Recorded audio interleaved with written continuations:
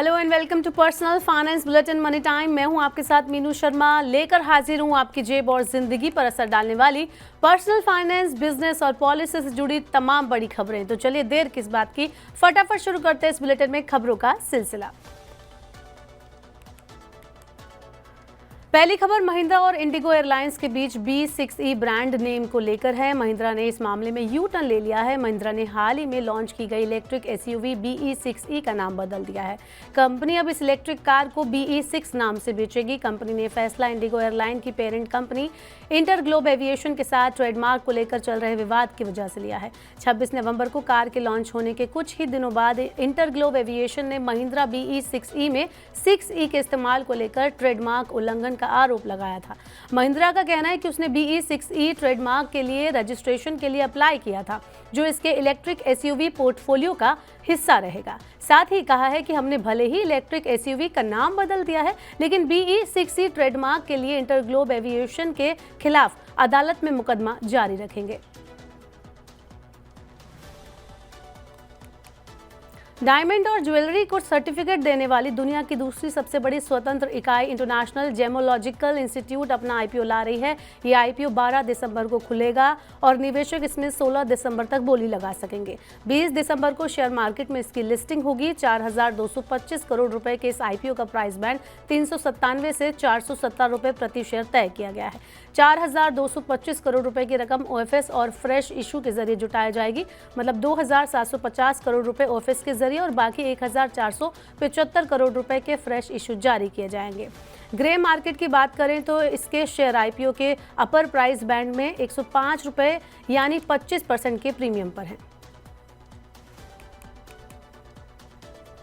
अगली खबर भी IPO बाजार से है। अगर आप IPO में पैसा लगाना चाहते हैं तो ये हफ्ता काफ़ी शानदार रहने वाला है, क्योंकि इस हफ्ते कई बड़े IPO आने वाले हैं। जेमोलॉजिकल इंस्टीट्यूट की बात हम पहले ही कर चुके हैं। इसके अलावा मोबीक्विक और विशाल मेगा मार्ट के IPO भी इसी हफ्ते आने वाले हैं। इसके साथ ही इवेंचुरस का IPO भी इसी हफ्ते आ रहा है। इवेंचुरस नॉलेज सॉल्यूशन का IPO 12 दिसंबर को आ रहा है। एक health care solution provider company है। निवेशक इस इश्यू के लिए 16 दिसंबर तक बिडिंग कर सकेंगे। 19 दिसंबर को शेयर बाजार में इसकी लिस्टिंग होगी। IPO का प्राइस बैंड 1,265 से 1,329 रुपए है। इसके अलावा विशाल और मोबीक्विक का IPO 11 दिसंबर को आ रहा है।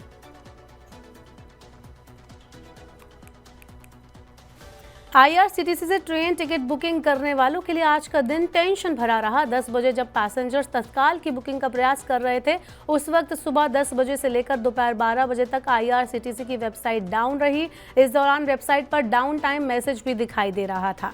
हालांकि 12 बजे के बाद सब कुछ दुरुस्त हो गया और बुकिंग फिर से शुरू होने लगी, लेकिन तब तक के सोशल मीडिया पर लोगों का गुस्सा फूट चुका था। बहरहाल IRCTC ने नया अपडेट दिया है, जिसमें कहा गया है कि आज शाम 4 बजे से कल यानी 10 दिसंबर को शाम 4 बजे तक नए रजिस्ट्रेशन, लॉगिन पासवर्ड में बदलाव और प्रोफाइल पासवर्ड को अपडेट नहीं किया जा सकेगा। वजह मेंटेनेंस बताई जा रही है, लेकिन बुकिंग्स होती रहेंगी, जो सबसे जरूरी है। 1 जनवरी से कारों के दाम बढ़ाने वाली कंपनियों की लिस्ट में टाटा मोटर्स और किया इंडिया का नाम भी जुड़ गया है। टाटा मोटर्स के मुताबिक अगले महीने से कंपनी की कारों के दाम 3% तक बढ़ जाएंगे। दूसरी ओर किया इंडिया ने 2% तक दाम बढ़ाने का फैसला लिया है। कीमतों में ये वृद्धि मॉडल्स और वेरिएंट के हिसाब से अलग अलग होगी। दोनों ही कंपनियों ने कच्चे माल की कीमत और महंगाई का हवाला देते हुए कीमत बढ़ाई है। इससे पहले Maruti Suzuki, Hyundai, Mahindra and Mahindra और JSW MG मोटर सहित कई वाहन निर्माता कंपनियां भी अगले महीने से वाहन की कीमतों में बढ़ोतरी की घोषणा कर चुकी हैं। देश को नया RBI गवर्नर मिल गया है। सरकार ने राजस्व सचिव संजय मल्होत्रा को भारतीय रिजर्व बैंक का अगला गवर्नर नियुक्त किया है। सरकार की ओर से ये जानकारी सोमवार को दी गई। मल्होत्रा 1990 बैच के राजस्थान कैडर के भारतीय प्रशासनिक सेवा के अधिकारी हैं। वे मौजूदा गवर्नर शक्तिकांत दास की जगह लेंगे, जिनका दूसरा कार्यकाल मंगलवार यानी 10 दिसंबर 2024 को समाप्त हो रहा है। उन्होंने भारतीय प्रौद्योगिकी संस्थान कानपुर से कंप्यूटर विज्ञान में इंजीनियरिंग स्नातक की उपाधि प्राप्त की है। इसके साथ ही प्रिंसटन विश्वविद्यालय अमेरिका से सार्वजनिक नीति में स्नातकोत्तर की उपाधि भी प्राप्त की है। प्रधानमंत्री नरेंद्र मोदी ने सोमवार को भारतीय जीवन बीमा निगम की बीमा सखी स्कीम की शुरुआत की। इसके तहत अगले 3 साल में 2 लाख महिला बीमा एजेंट नियुक्त किए जाएंगे। सरकारी बीमा कंपनी LIC की बीमा सखी स्कीम के तहत 18 से 70 साल की उम्र की 10वीं कक्षा पास महिलाओं को बीमा एजेंट बनाया जाएगा। इन महिलाओं को पहले 3 सालों के लिए विशेष प्रशिक्षण और मानदेय दिया जाएगा। बीमा सखी योजना के तहत महिला एजेंट को पहले साल 7,000 रुपये पर मंथ, दूसरे साल 6,000 रुपये पर मंथ और तीसरे साल 5,000 रुपये पर मंथ का मानदेय मिलेगा। इसके अलावा बीमा सखियों को कमीशन का लाभ भी मिलेगा। प्रशिक्षण पाने के बाद ये महिलाएं LIC एजेंट के रूप में काम कर सकती हैं। वहीं स्नातक बीमा सखियों को LIC में विकास अधिकारी की भूमिका का अवसर मिलेगा। सोमवार को बहुमूल्य धातुओं की कीमत में मामूली गिरावट देखने को मिली है। आज के कारोबार में सोना 190 रुपये गिरकर 78,960 रुपये प्रति 10 ग्राम पर बंद हुआ। वहीं चांदी भी 350 रुपये चढ़कर बंद हुई। शुक्रवार को 99.9% शुद्धता वाला सोना 79,150 रुपये प्रति 10 ग्राम पर बंद हुआ। दूसरी ओर चांदी की अगर बात करें तो सोमवार को चांदी 350 रुपये बढ़कर 93,850 रुपये प्रति किलोग्राम पर पहुंच गई। पिछले सत्र में धातु 93,500 रुपये प्रति किलोग्राम पर बंद हुई थी। 99.5% शुद्धता वाले सोने की कीमत 190 रुपये गिरकर 78,560 रुपये प्रति 10 ग्राम पर आ गई। शुक्रवार को यह 78,750 रुपये प्रति 10 ग्राम पर बंद हुआ। इस बीच MCX पर वायदा कारोबार में फरवरी डिलीवरी वाले सोने के अनुबंध की कीमत 410 रुपये की तेजी के साथ 77,029 रुपये प्रति 10 ग्राम हो गई। स्थानीय शेयर बाजार में सोमवार को गिरावट रही और BSE सेंसेक्स 200 अंक से ज्यादा के नुकसान में रहा। अमेरिका, यूरोप और एशियाई बाजारों पर मिले जुले रुख के बीच Reliance Industries, Hindustan Unilever, Axis bank जैसे प्रमुख शेयरों में बिकवाली से बाजार नुकसान में रहा। उतार चढ़ाव भरे कारोबार में BSE सेंसेक्स 200.66 अंक की गिरावट के साथ 81,508.46 अंक पर बंद हुआ। कारोबार के दौरान ये 81,783.28 के हाई और 81,411.55 अंक के निचले स्तर तक गया।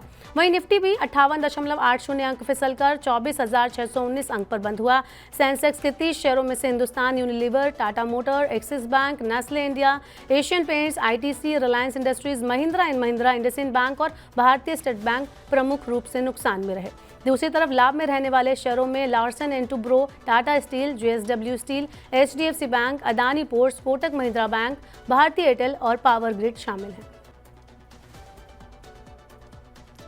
सोमवार को रुपया 8 पैसे की गिरावट के साथ 84.74 प्रति डॉलर पर बंद हुआ। विदेशी कोषों की ताज़ा निकासी तथा घरेलू शेयर बाजार में कमजोरी के कारण रुपए में गिरावट दर्ज हुई। विदेशी मुद्रा व्यापारियों के मुताबिक आयातकों और विदेशी बैंकों की डॉलर मांग के कारण रुपया कमजोर हुआ है। फॉरेक्स मार्केट में रुपया 84.70 प्रति डॉलर पर खुला। कारोबार के दौरान इसने 84.73 के निचले स्तर को भी छुआ। अंत में यह 8 पैसे की गिरावट के साथ 84.74 प्रति डॉलर पर बंद हुआ। शुक्रवार को रुपया 5 पैसे की तेजी के साथ 84.66 प्रति डॉलर पर बंद हुआ था। 4 दिसंबर को डॉलर के मुकाबले रुपया 84.76 प्रति डॉलर के सर्वकालिक निचले स्तर को छू गया था। वहीं डॉलर की मजबूती को दर्शाने वाला डॉलर इंडेक्स 105.96 रह गया। तो फिलहाल के लिए ये थी आज की तमाम बड़ी खबरें। वक्त हो गया आपसे विदा लेने का। अब आपसे होगी कल मुलाकात।